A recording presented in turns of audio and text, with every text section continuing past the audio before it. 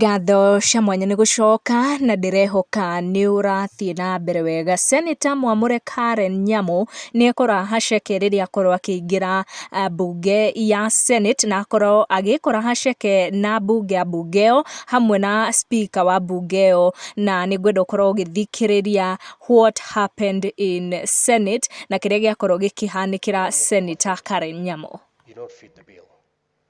And I'm going to ask you to leave the chambers, you go properly, get properly dressed, and come back to the chamber.